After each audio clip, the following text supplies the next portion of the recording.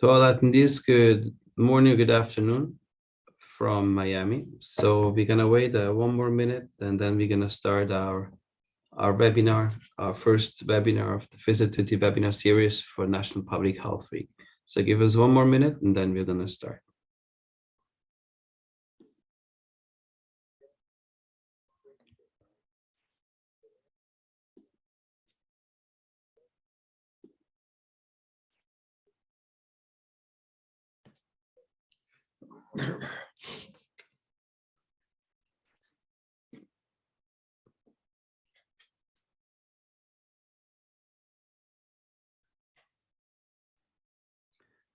Good, excellent. Good afternoon, good morning, depends where you are. Welcome to the National Public Health Week 2022 and to our physical activity webinar series that we have planned for you for this week. So we're gonna have each day at noon presentations, short presentation on different topics disseminated through flyers to the emails.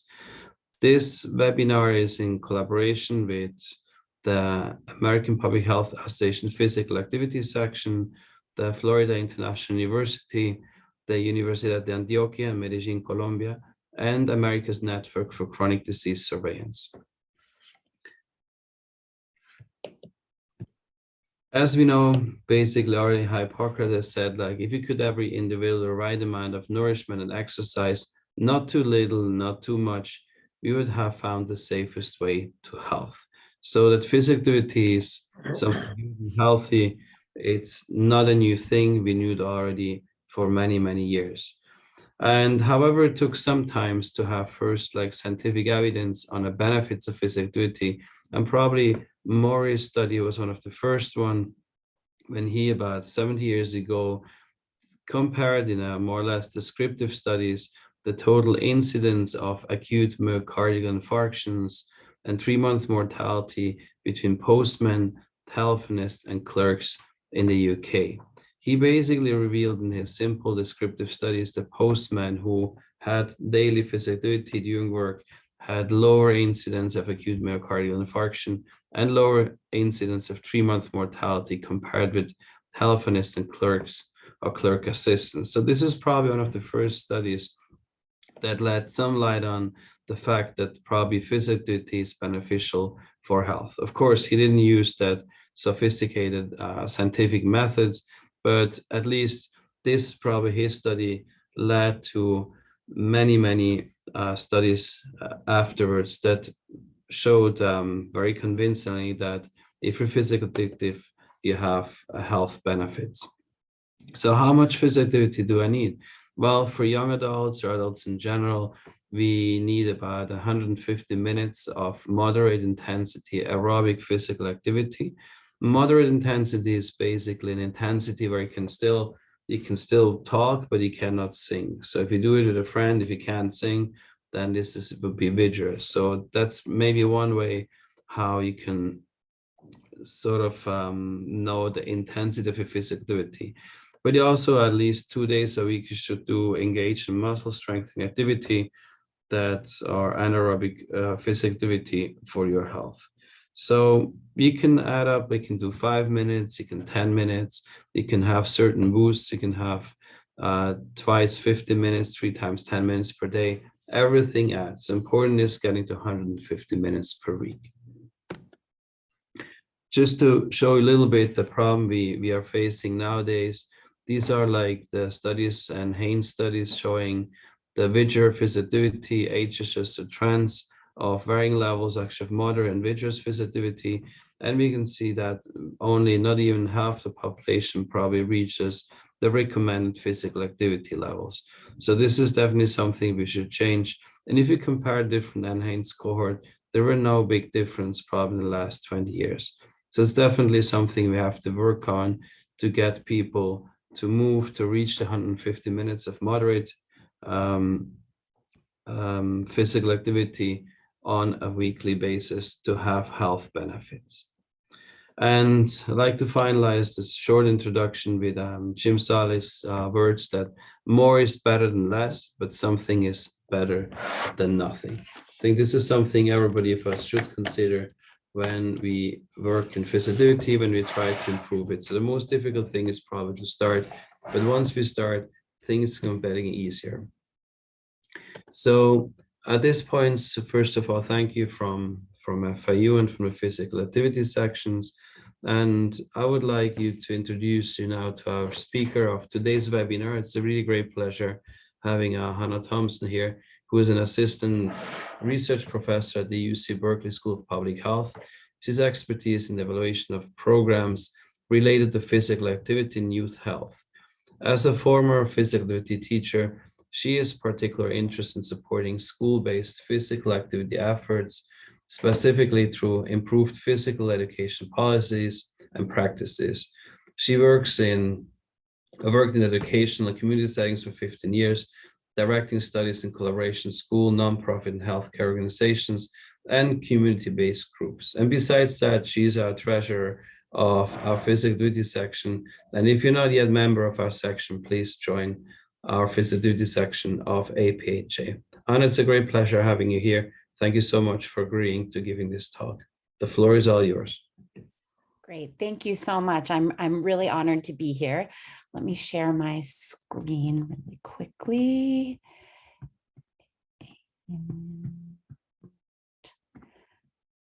All right, is that coming through?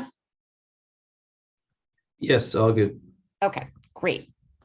All right, so today, as Noël said, my expertise really is in physical activity in younger kids, so kind of the kindergarten through 12th grade as we have here in the United States, so kind of, 5 to about 18-year-olds. So it was really fun for me to do a little bit of more looking into physical activity for young adults specifically. And what I'm going to talk about today is kind of going a little bit more into depth on what Noël said around, I had already introduced around the benefits and also what the recommendations are for physical activity. And this kind of spans the adult population because there aren't specific recommendations just for young adults. So those we typically think are, ages 18 to about 24.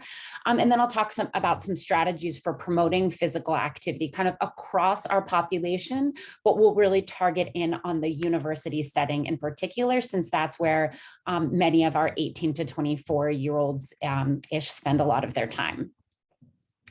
All right, so just starting off, talking about what is physical activity.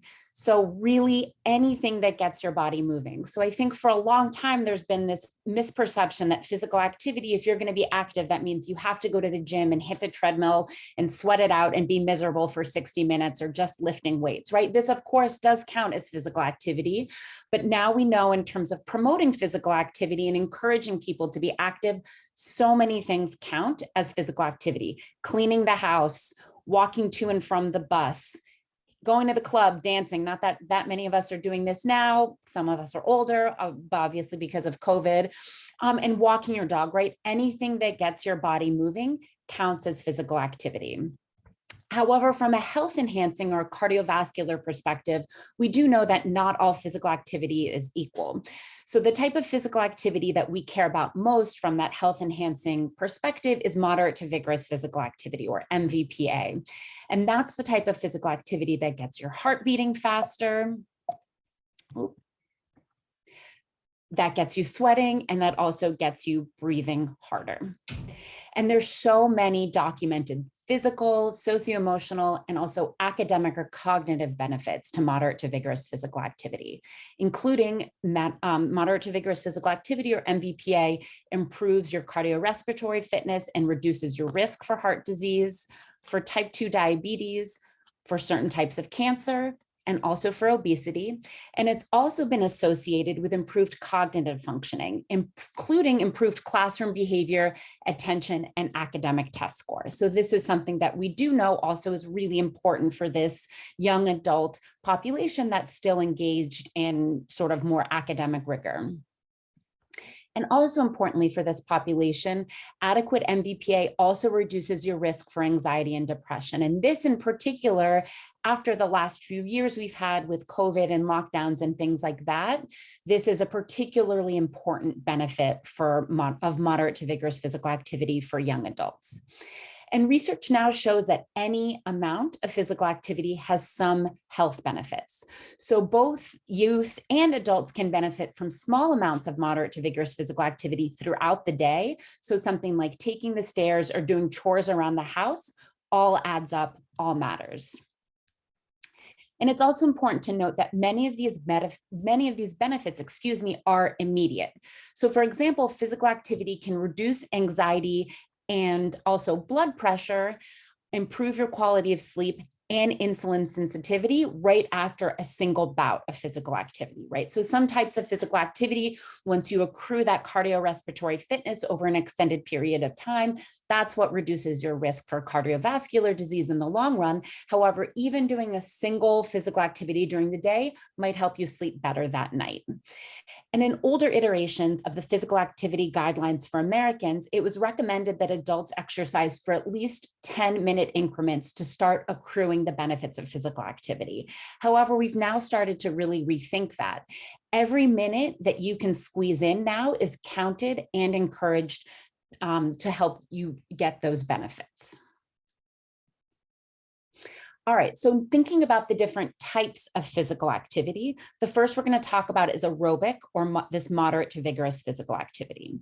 So this is any activity in which the body's large muscles move in a rhythmic manner for a sustained period of time. So these are things like brisk walking, running, jogging, swimming, hiking, dancing, Zumba, bicycling, right? All of these things that are getting your heart beating faster, where your body's really moving in that capacity, that counts as aerobic activity. And aerobic activity has three important components. The first is intensity. So that's how hard a person works to do that activity. So you have moderate, which is the equivalent effort to sort of a brisk walk. And then you have vigorous, which is equivalent in effort to running or jogging. And that's when, your heart is really starting to pound. We also have the frequency, so how often you're doing those activities, and the duration, so how long in a session are you being active. The next type of physical activity that we care about is muscle strengthening. And these are physical activities, including exercises that increase your skeletal muscle strength, your power, your endurance, and your mass. Lifting weights, using resistance band, body weight exercises, so things like squats, carrying heavy things, right? Carrying your groceries up and down the stairs, heavy gardening, lifting plants, shoveling dirt, right? All of these things count as muscle strengthening activity. And muscle strengthening activity also has three components: your intensity, so how much weight or force is used relative to your ability to lift; frequency, also again, so how often you're doing that activity; and then sets and repetition. So that's sort of what's comparable to duration for aerobic activity.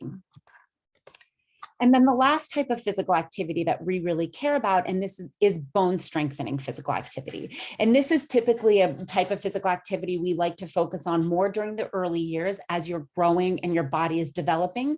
But we know that there's importance for bone strengthening activity for young adults, even if it's not specifically written into our recommendations. So the definition of bone strengthening physical activity is physical activity that produces an impact or tension force on the bones that promotes bone growth and strength. So this is also called weight-bearing activity or weight-loading activity.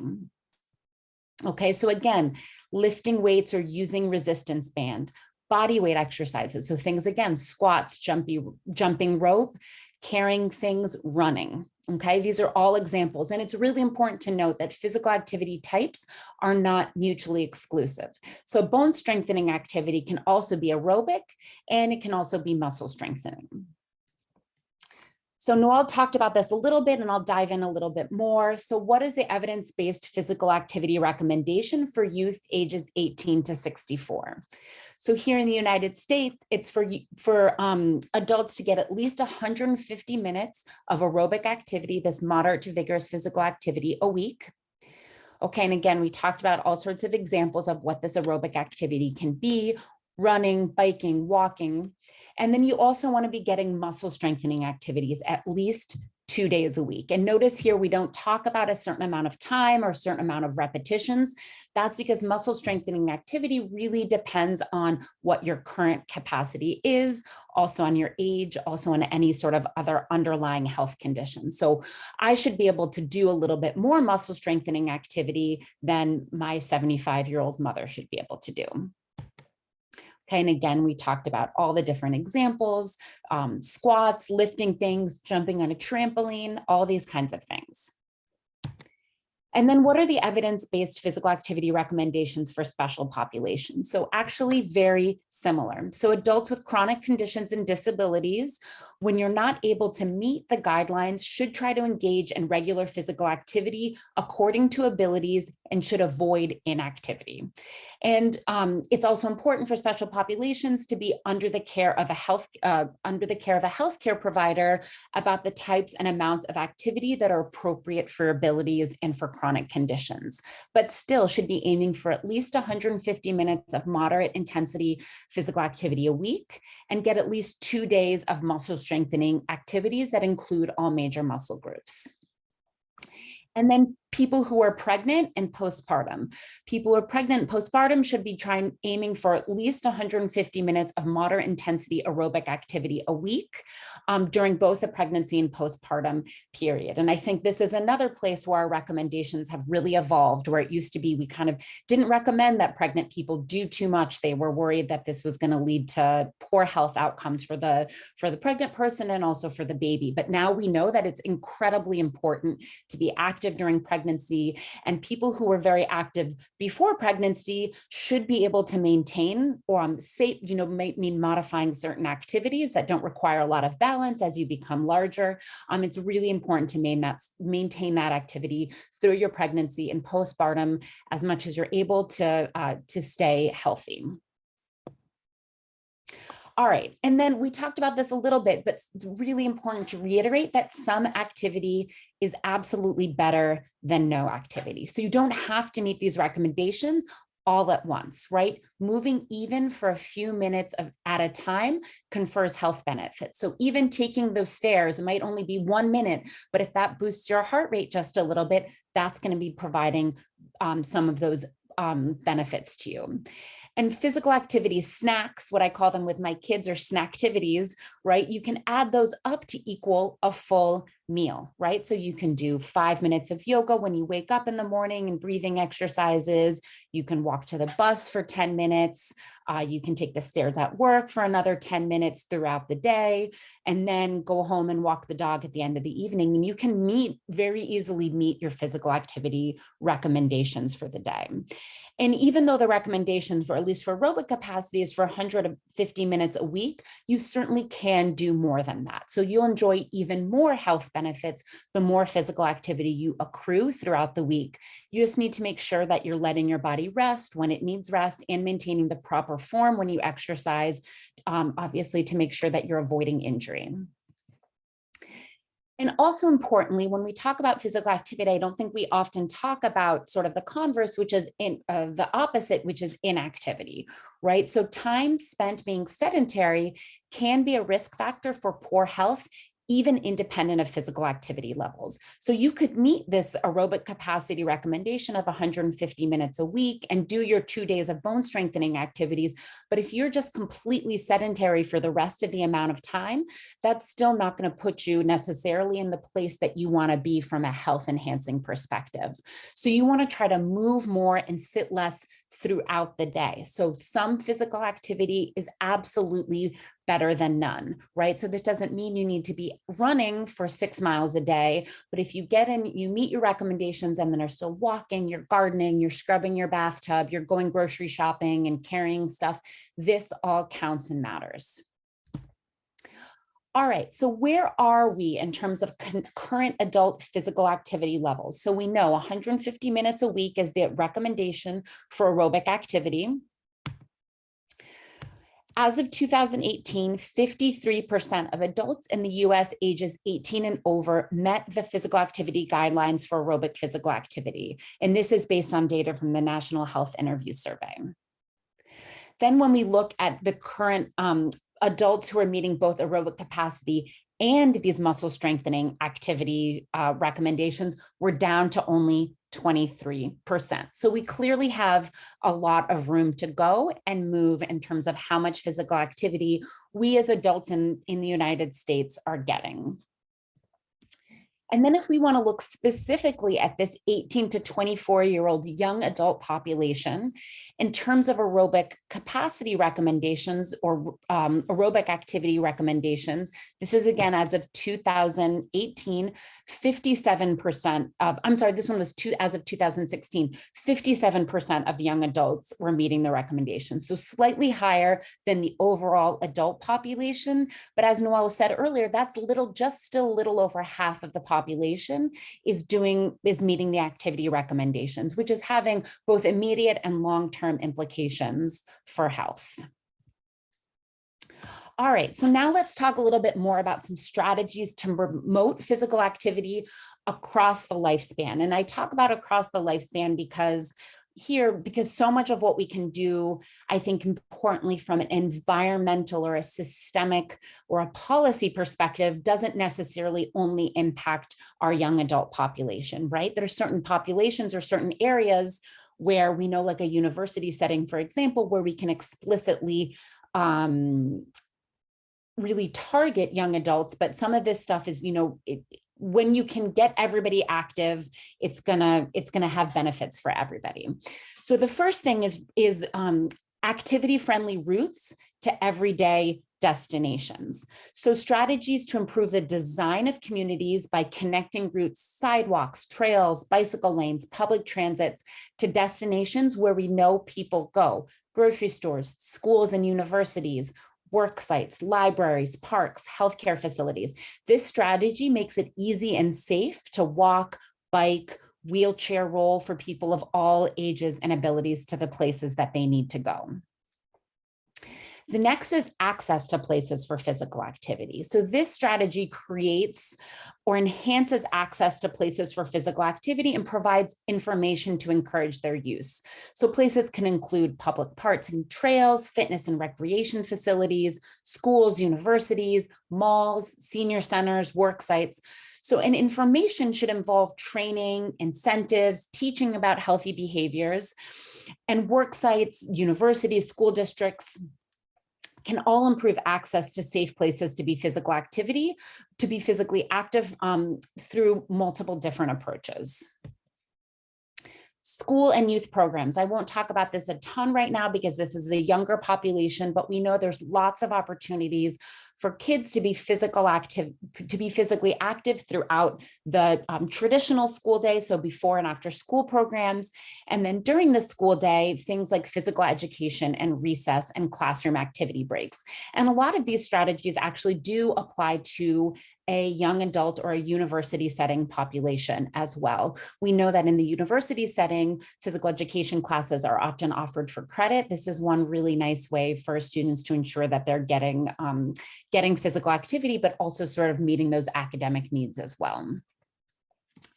And even a little bit more specifically about strategies to promote physical activity among university and college students at the individual level are things like actively commuting to and around your campus, right? So riding your bike, walking instead of taking the bus to the extent possible, being active with a friend.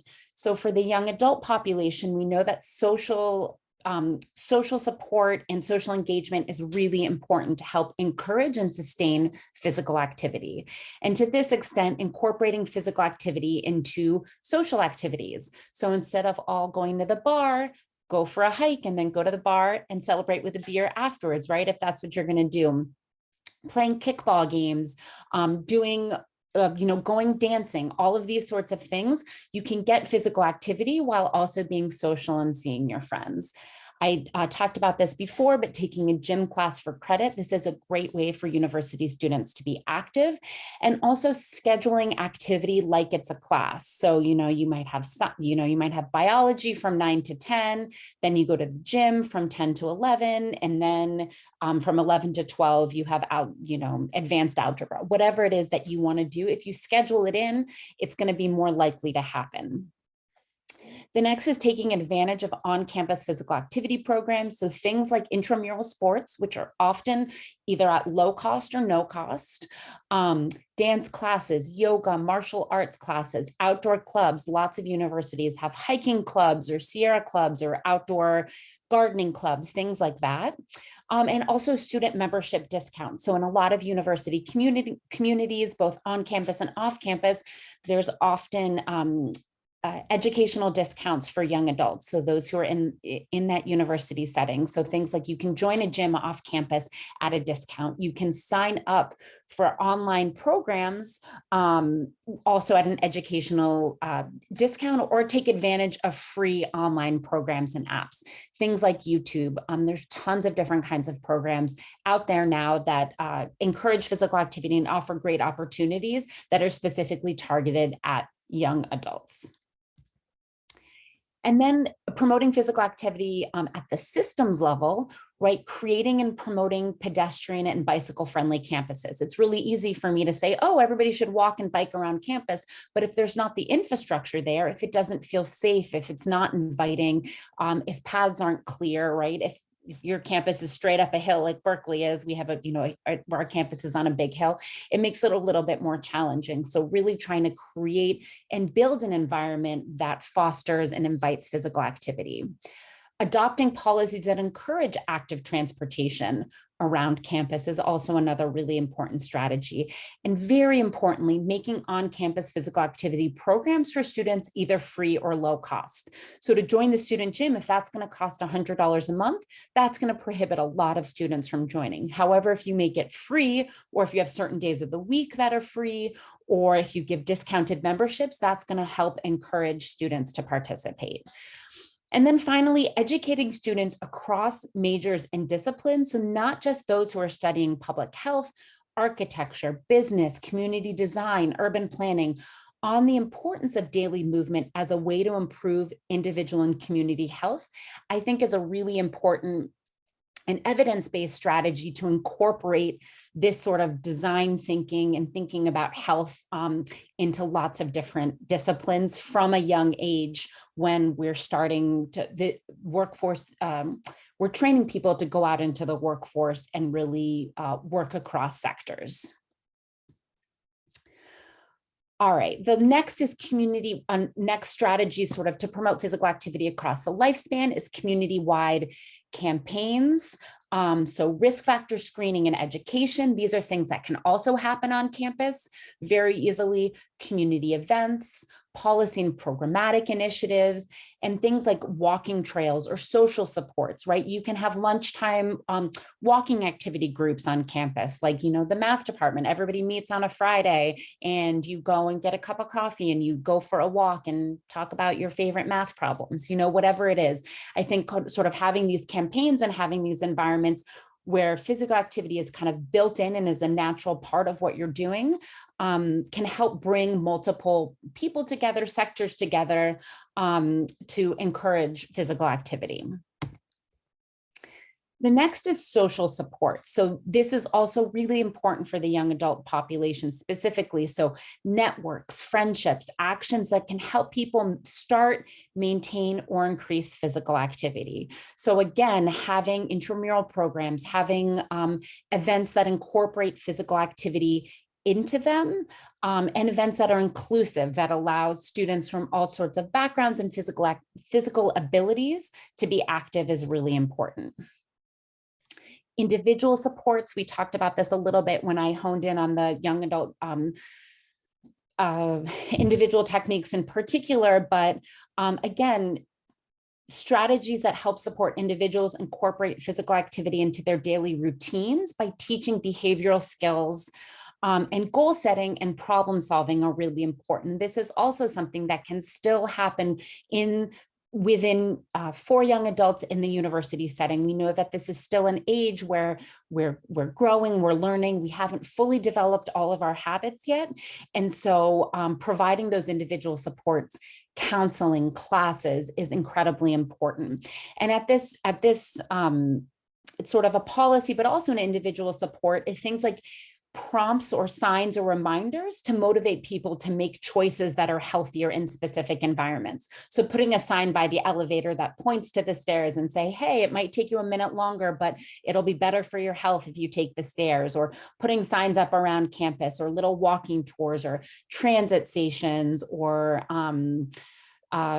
places that make the environment walkable and friendly and encourage physical activity with those prompts is also another good strategy. Again, we just talked about this, but these prompts, signs, reminders to inform and motivate people to make an active choice in very specific environments. And these work really well in transit stations, at work sites, within university buildings, airports, any place that's really walkable.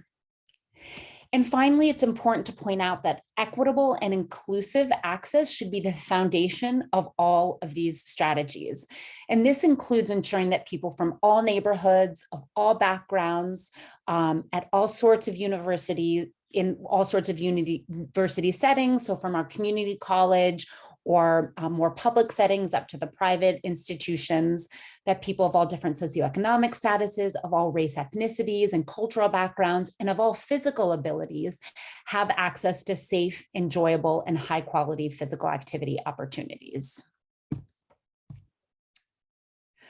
So finally, just to sort of wrap it up, wanted to end with a few key takeaways, and I realize I'm probably preaching to the choir a lot here with much of this information, but it's important to reiterate that physical activity is one of the best things people of all ages can do to improve their health.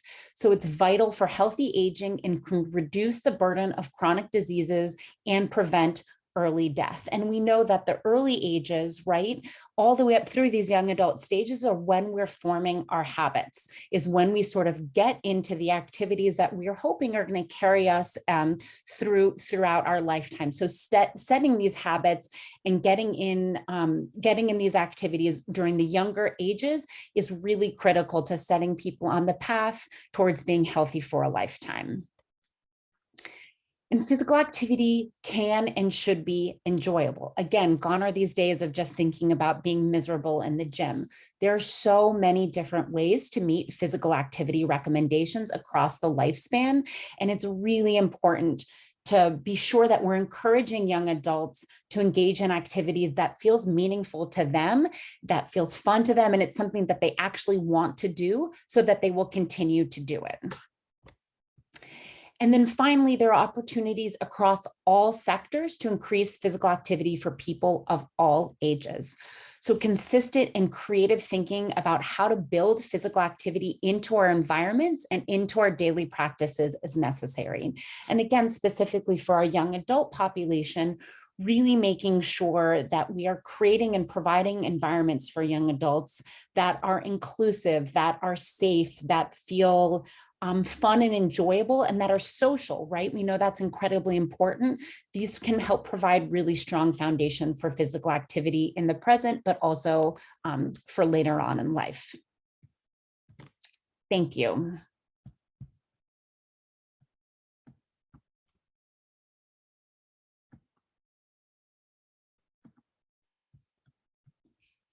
Oh, Noel, I think you're muted. Yep, thank you. First of all, thank you very much, Hannah, for the excellent presentation, walking us through, and as well as motivating us, probably being physical active and doing something in that regard. So really, really helpful and useful. Thank you so much. We have still a bit time for questions. So if the attendees would like to ask something for a question, please use the Q&A button you see, and you can ask Hannah any questions or asking advice, whatever. Meanwhile, we are waiting for some questions. Like to ask Hannah, what about your own? I mean, how do you keep yourself active? What are you doing on how you motivate you on a daily basis doing something healthy? Yeah, I mean, I think For me, I have two small children. I have a 7-year-old and a 4-year-old. And especially during the pandemic, for me, finding ways to be physically active at home was really important.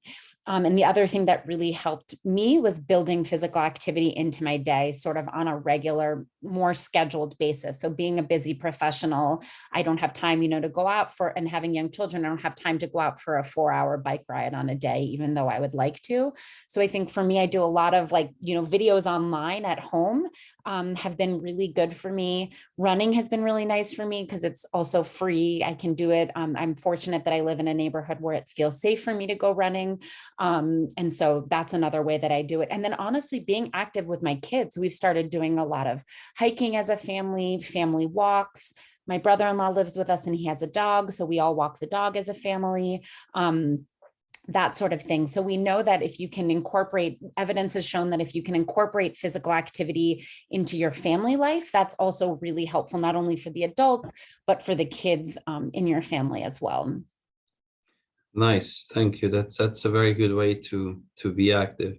I was asked this weekend by the APHA newsletter. So my advice on how to encourage people after the pandemics is probably a lot of people change their physical behavior, become more sedentary during the pandemics, and ask what would be the best advice how to start again with physical activity. So you can read my answer probably next newsletter. I'd like to ask, what do you think, Hannah? What's the best advice to people how to become more active after being for sometimes not very active?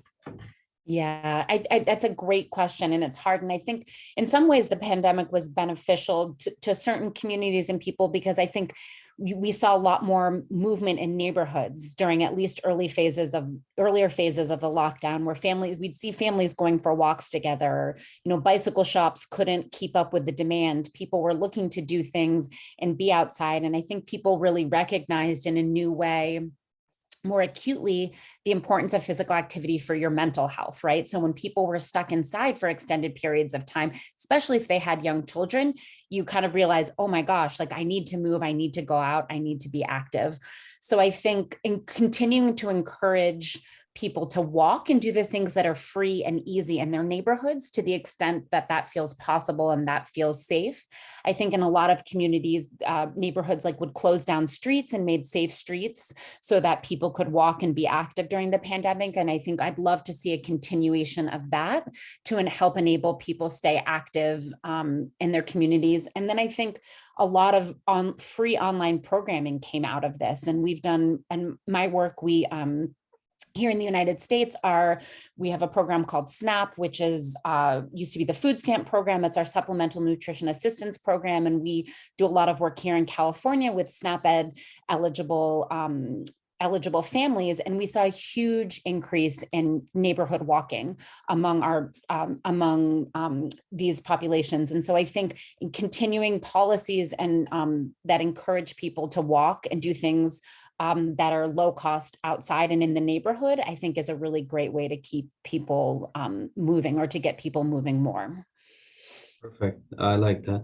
So, I think the most difficult part is breaking the sedentary cycle. So how to get the first step done. And I think there's a couple of things that may help, tell your friends, your family going to start, set a starting date. It's basically a lot to do with the behavior change model of Projaska, that you really need to set up small targets. And as you mentioned, maybe start at 5 or 10 minutes per day, and then you gradually increase.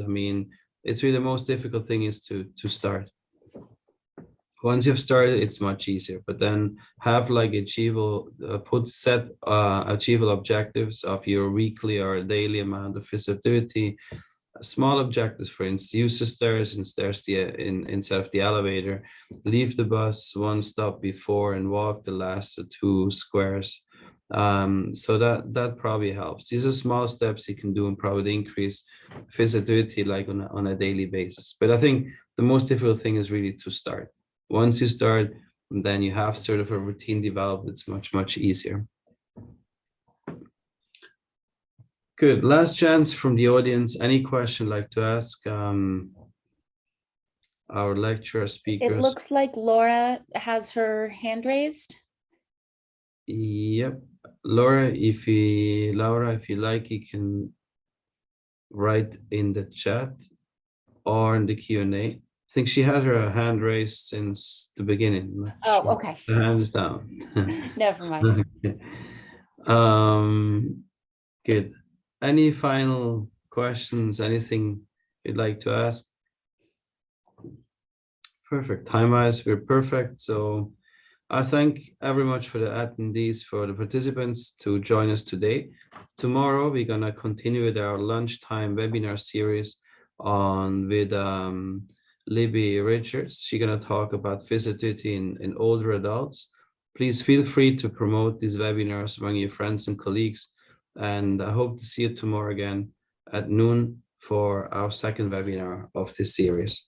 Thank you so much and have a great rest of the day and have a nice lunch. Thank you.